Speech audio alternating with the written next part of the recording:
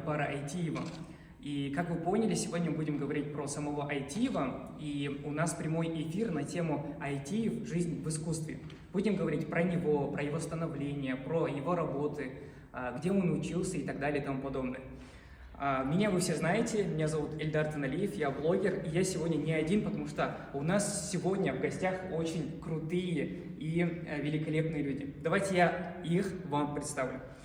Я хочу представить Шныреву Елену, это наш искусствовед. Дальше Шестопал Виктор Арнольдович, народный художник. Джунушев Джахшибек Даирбекович, это председатель Союза художников Кыргызской Республики. И Мир Рахимов Талгат Ахзамыч, живописец и заслуженный деятель культуры Кыргызской Республики.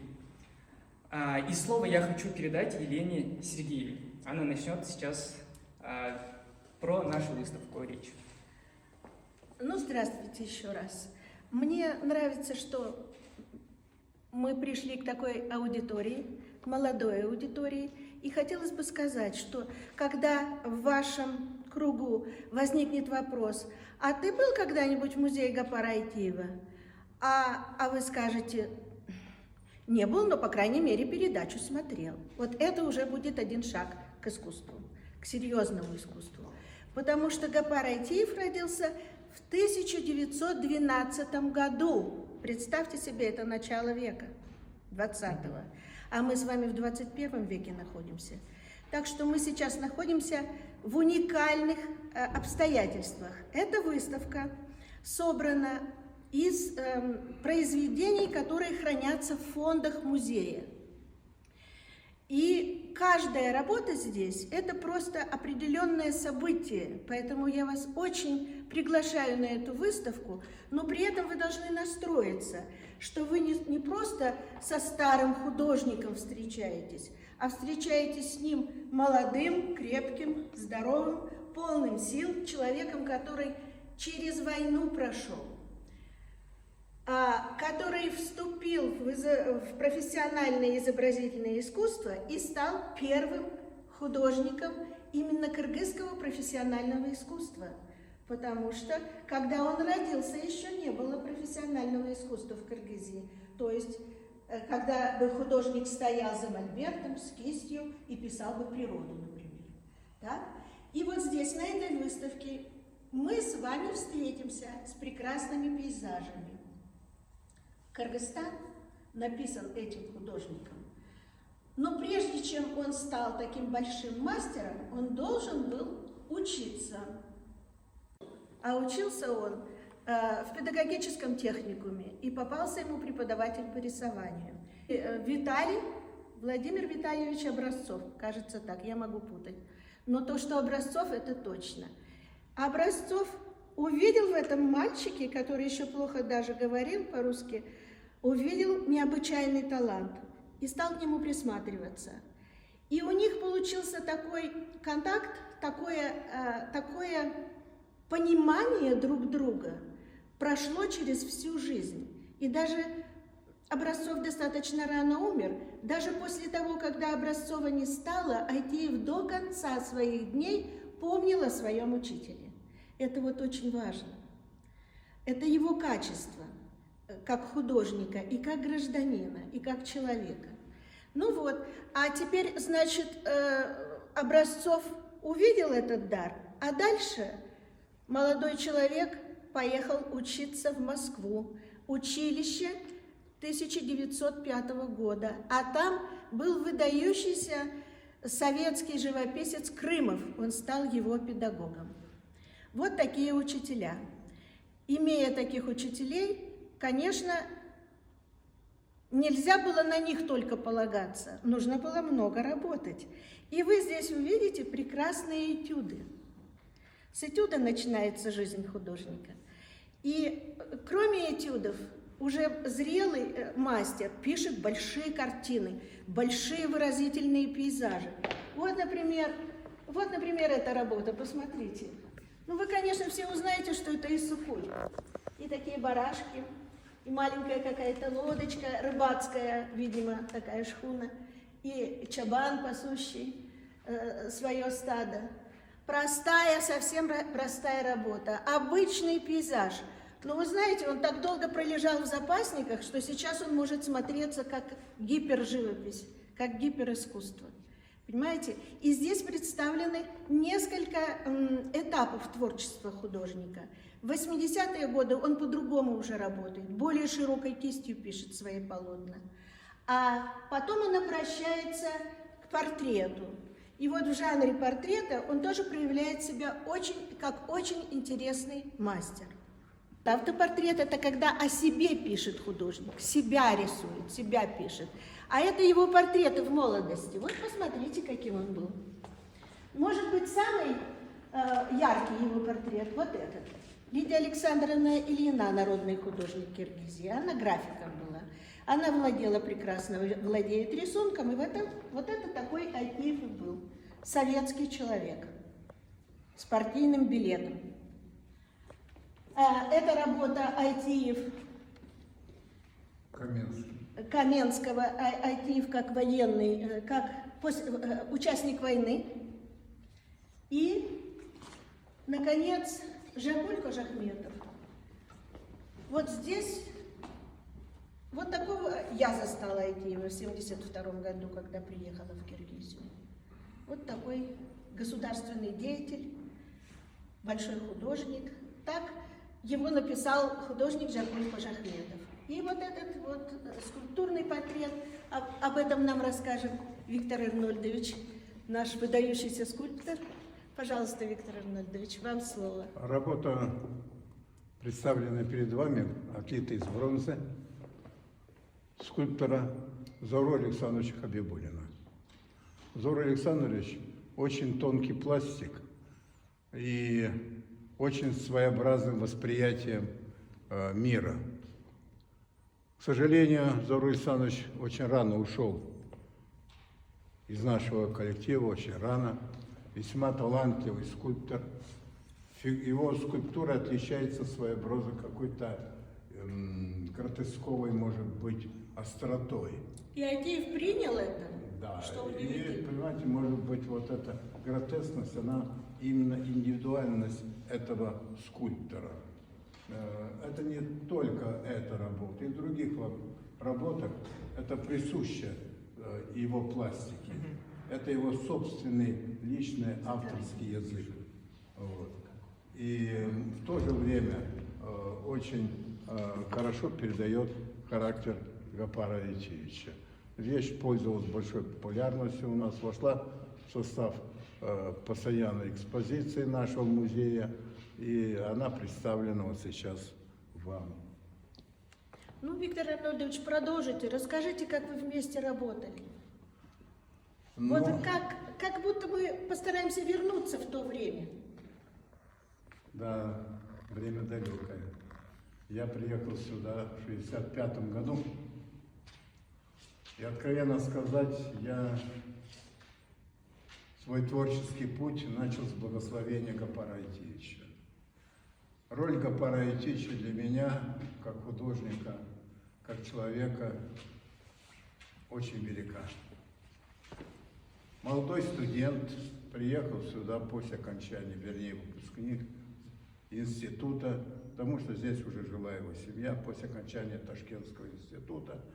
Я предварительно приезжал еще, будучи на преддипломном курсе, привез фотографии своих работ, зашел к Гапару Айтиевичу, там сидела Лидия Александровна Ильина, помню, Михалев, наша старая гвардия.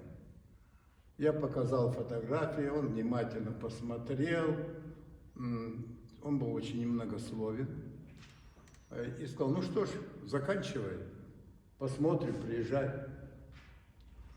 И вот 65-й год наступил, я приехал, пришел к Гапару Айтиевичу, предварительно я заглянул в художественный фонд, хотел туда поступить, но директор мне художественного фонда сказал, что нам скульпторы не нужны, давайте вот агентом по снабжению заказов.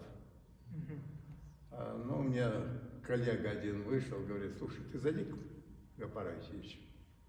Я тут же зашел в кабинет Гапара Айтиевича, напомнил, что я был у него, показал работы опять, последние, рассказал суть разговора с директором. Он выслушал молча буквально, взял так листик бумажки маленький, что-то написал, дал мне, говорит, иди к директору. Я пошел, вышел, ну, любопытство есть любопытство. Я так заглянул, а там написано, включить списочный состав фонда. Так не только сразу включили, и заказ сразу дали. То есть ваша карьера художническая началась Началось прямо с этого. благословение Гапара Айтевича. Вот это для молодых хорошо. Пусть они узнают, что это не просто Г. Айтеев, название музея, а живой человек, Понимаете, он который участвовал в настолько, судьбах людей. вроде бы государственный деятель, который пользовался колоссальной популярностью в правительстве нашей республики, авторитетом. Запомнился такой факт. Он вообще любил посещать мастерских художников, постучиться. Причем очень скромный человек был. Он никогда не войдет просто так в мастерскую. Он постучится стоит, его надо пригласить. Я вот, он ко мне точно так же постучал как-то. Я открываю мастерскую дверь, стоит Гапар Айтевич. Можно? Я говорю, конечно, Гапар Айтевич, заходите. Он зашел. Никогда не любил и не допускал вмешиваться в работу, давать какие-то оценки, если ты сам к нему не обратишься. Он Деликатность, да? был колоссально деликатный человек. Вот он сел, у меня на тахту, как раз я работал вместе с Мухудиновым, своим другом, коллегой, Альбеком Мухудиновичем, скульптором. И вот, значит, поговорили мы так, и вот он посмотрел на работы, потом вдруг говорит, знаешь что, ты, вот у нас послезавтра отправление, так вот, чтобы завтра у меня документы в кандидаты Союза лежали на столе. Он вас принял в кандидаты. Представляете себе? Ну, понятно. Вот.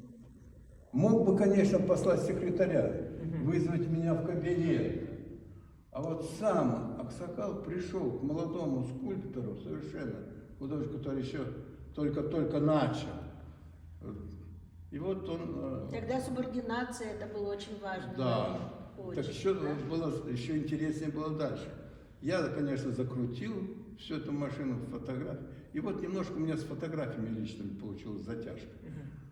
И на следующий день, когда надо было дать, я вовремя не принес. И стою на крыльце нашего союза, и выходит Гапар Айтевич. Посмотрел на меня сурово, говорит, почему нет документов на столе? И говорит, к вечеру что было? Ну, Дисциплина. конечно, я побежал и буквально сырые фотографии принес.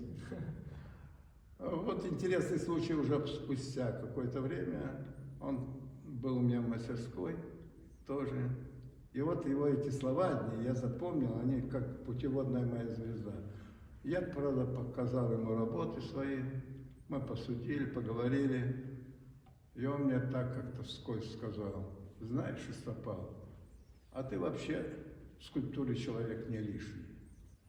Как приятно это Как было слышать, да? скромно, знаете, он ничего не сказал слишком. Ты, говорит, в скульптуре человек не лишний. И вот это вот быть не лишним стало для меня путеводной звездой до сегодняшнего дня, старика. Проложил Я для вас помню дорогу. вот эти золотые его слова. Хорошую мотивацию дал, да, человек? Да. Вот. Он потом часто, когда уже ушел на пенсию, перестал, заходил ко мне в мастерскую, мы вообще беседовали.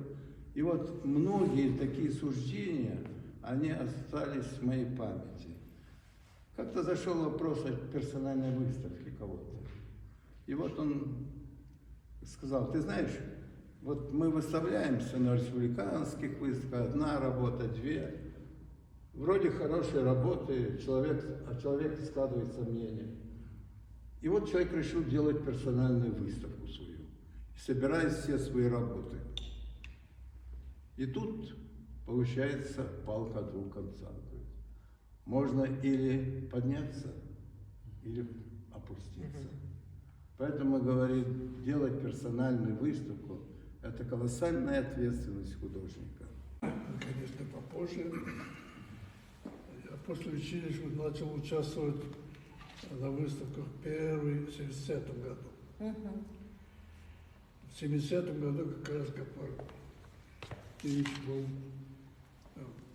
председателем комиссии по отбору работ на выставку. 79-й? В 70-м. 70-й? Но он еще председателем был. Я точно не помню, но он 72-м. председателем был. Да, он был 72-м.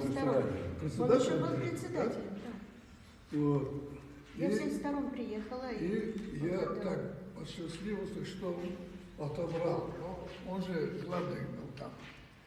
Что он скажет, что и В получается. Союзе эта комиссия В проходила? Союзе, да.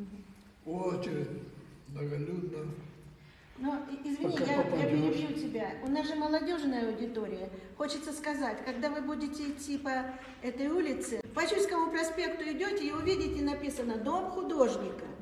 Вот эти все события там происходили, происходит. понимаете? Что мне хотелось сказать, вот когда он там выбрал одну мою работу на выставку, для меня было достаточно, что я могу что-то делать. Тоже уже как бы Художник. Идти по этой, как наш Сокол сказал. Вот каждому человеку толчок дает какой-то. Кому-то как поймешь, как ты сам это захочешь. Вот с тех пор у меня потом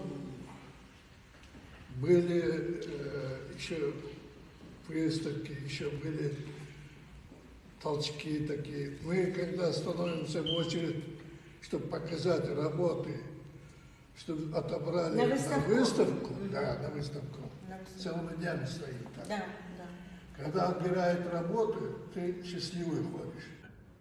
Скажите, пожалуйста, Талгат, вот что вы такого увидели здесь? Темные горы, темная земля, темное небо. Что здесь такое, что вас так Вот. всколыхнуло?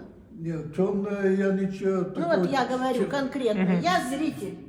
Ну, И зритель. ребята Ты тоже. что хотел передать я IT? здесь Он как темного- живописец, что он увидел сам? Здесь вот это горный пейзаж, глубину. Она там, есть еще одна работа, Тандыр. Тандыр в поле, она Тандыр там. в поле. Но это вообще, это вот две работы, которые у него Она золотой разве не фонд. Всё. Вот, и я почему именно зациклиться или можно остановиться на этюдах? Вообще вся жизнь, весь процесс художника начинается с этюда. Это как бы начальная азбука. Почему? Потому что это, можно сказать, первое ознакомление с природой, с мотивом, с композицией, с предметом, можно сказать. Да? Это как бы первый зов природы, можно сказать. Так. Ну и вся школа. И вся школа, да, Она и вся, построена на да. этюде. Не только графическая, Живописная да, школа. вся школа Вообще, живописи, да, да, классическая начинается, школа, и да, французская. да, все начинается с этюда. Да? Да, все. Почему это, да, действительно азбука. И вот постепенно, изучая природу, как бы общаясь с природой, художник приходит к новому, можно сказать, своему стилю. Потому что природа по-разному подсказывает. Почему? Потому что у человека, у каждого свой характер, свое видение, свой язык. И поэтому природа, получается, как бы сама диктует, и художника приводит к какому-то состоянию, которое он может потом как бы выложиться, передать. Но это приходит со временем. Да. Ну, первоначально, конечно, этюды. Вот. Я, конечно, хочу призвать молодежь в основном. Почему? Потому что в последние годы у нас вот именно пленэрные, этюдные такие поездки, собрания, можно сказать, дискуссии сейчас хромают. Почему? Потому что, не знаю, это влияние Европы или влияние вот сейчас интерактивной жизни, я не могу понять.